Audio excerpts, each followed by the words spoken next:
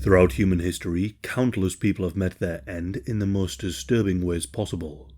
However, some examples do stand out, likely due to their cruelty, inventive, or agonizing manner of their demise.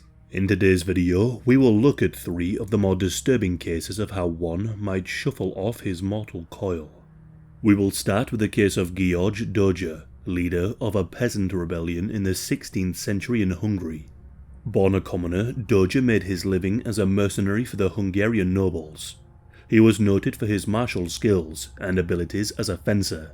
His fame would result in his challenging and defeating in a duel with the famed Ottoman champion Ali of Aperio. This feat won Doja much acclaim, being knighted not long after. In 1514, Doja was selected to lead a crusade against the Ottomans.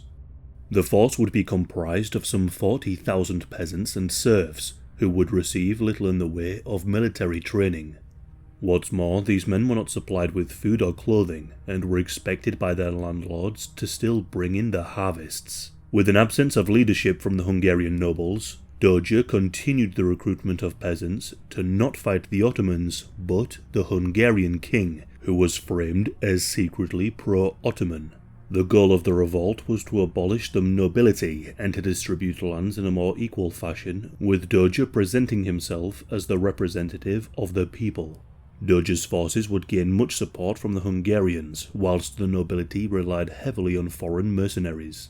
The revolt would see thousands of nobles executed, often by crucifixion or impalement. In the end, Doja was defeated by the Hungarian nobility, who sought to make an example out of him. To mock his ambitions, Doja was forced to sit naked on an iron throne, one that had been heated. As his skin was cooked, he was made to hold an iron scepter and wear an iron crown. These two had been heated. As Doja burned alive, a number of his fellow rebels were brought before him, including his brother. Doja watched as his brother was cut into pieces, as he begged for his brother to be spared. For the rest of the rebels, they faced an agonizing choice. Hot iron pincers were clamped into Doja's flesh, tearing away chunks. The rebels were given the opportunity to consume Doja's flesh by biting onto Doja where the pincers had ripped off the flesh. Those who refused were hacked into pieces. Those who took part in this unholy communion were set free. Doja was ultimately quartered, a process where his body was cut into 4 pieces, a common medieval punishment for traitors. Whilst Doja's fate was no doubt disturbing, tens of thousands of rebel peasants too faced torture and all manner of punishments at the hands of the lords they sought to remove. Doja became a byword for revolutionary spirit, of martyrdom, and as the ultimate anti-hero. His image and his message have been used by Hungarian political parties across the spectrum, each shaping it to fit their own narrative. Doja's death will remain one of the more twisted, his humiliating, painful desecration a reminder of the cruelty of a ruling elite. The next death we will cover is that of the most radioactive man recorded in history. Hisashi Ouchi worked as a nuclear technician, part of a team who enriched uranium for nuclear fuel. Following an avoidable accident, Hisashi was exposed to a heavy dose of radiation, destroying much of his body. His story has been warped, exaggerated, and sensationalized, but there is little doubt as to the disturbing nature of Hisashi's death. Hisashi worked at the Tokamura nuclear facility as part of the team responsible for enriching uranium. This would involve carefully measuring the materials, controlling reactions, and ensuring the fuel was prepared quickly. The last point was something very much stressed by the owners of the plant, JCO. The accident that would claim Hisashi's life was not the first, with one occurring in March of 1997. Nuclear waste from the factory was not properly contained, which caused reactions and fires. Attempts to deal with the situation were insufficient, with a subsequent cover-up hiding just what happened. Lessons were clearly not learned when in 1995, Hisashi's supervisor ordered Hisashi and a colleague named Masato to work on enriching uranium. However, the deadline set by JCO had already passed, and shortcuts were used to speed up the process. Rather than adding uranium using precision tools to correctly weigh the 2.4 kilograms needed, Some 16 kilograms of uranium were dumped into the mixing tank. An uncontrolled fission reaction resulted, with the three in the room all seeing a bright blue flash, a sign of such reaction. The supervisor was sat at a desk some distance from the mixing tank. Hisashi was close by to the tank assisting, whilst the colleague was draped over the tank pouring in the material. Hisashi was less than 1 meter away when the reaction took place. All three were hit with a high dose of radiation, with Hisashi receiving the highest amount. Hisashi was sent to the University of Tokyo, with doctors initially hopeful he would be able to be saved. It was believed that he had received around 10 sieverts of radiation, a sievert being the measurement of a health risk associated with exposure to ionizing radiation. 5 sieverts is considered to be lethal, but Hisashi had been exposed to 17.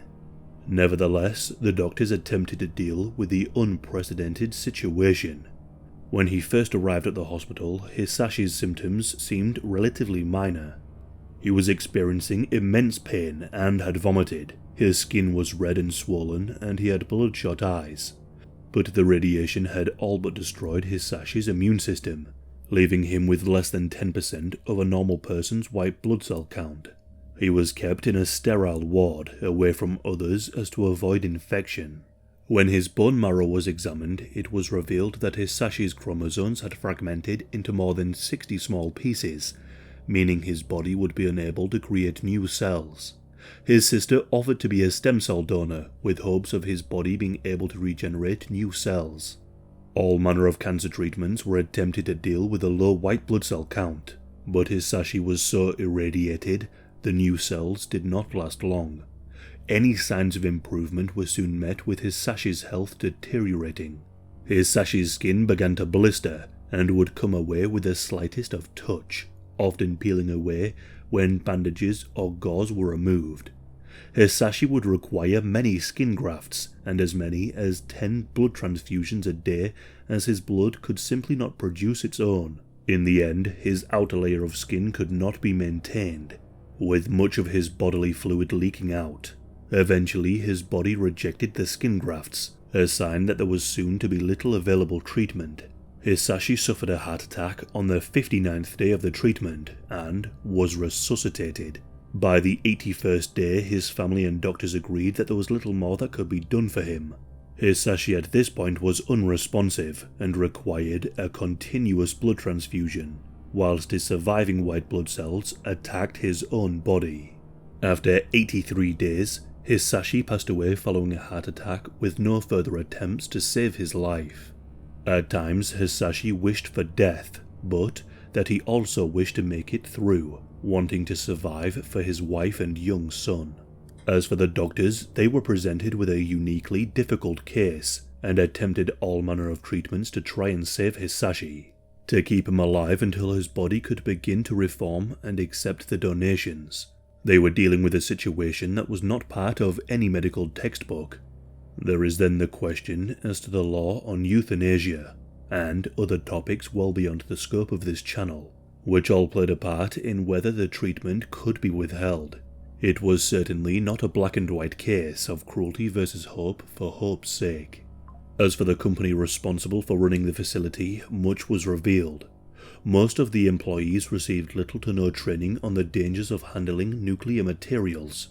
Many had no understanding that fission reactions could be triggered by the work they were doing, with many employees not even fully understanding what they were doing. There had been corners cut in the production of enriched uranium for almost a decade, with hazardous cheaper practices employed. There were no protocols put in place as to what to do if such an incident were to take place, as those in charge simply could not imagine an accident happening. The supervisor managed to survive his radiation exposure and faced criminal charges for negligence, along with the president of JCO. The case of Hisashi highlights the importance of proper training and safety protocols, especially when working with deadly materials, and is a tragic tale of doctors attempting to save the life of a doomed man, and of a family witnessing the grim decline of a loved one. Hitashi's fate will remain one of the more sensationalized deaths, with photographs of other burn victims often attributed to him, A tragic tale in large part due because it was completely avoidable. The final example is that of Vladimir Komarov, a Soviet pilot, aerospace engineer, and cosmonaut. Some of you will no doubt have seen the grisly image of Komarov's remains following an ill-fated spaceflight. The Soviet Union achieved a number of firsts in the space race, from the first man-made satellite to the first man to orbit the Earth, but it also holds the first title of human to die during a spaceflight, that being Vladimir Komarov. Against the backdrop of World War II, Komarov spent his teenage years labouring on a collective farm. His aptitude for mathematics and aerospace engineering led him enrolling in a flight school, graduating just before the end of the war. After rising the ranks in the Soviet Air Force, he became a test pilot in 1959.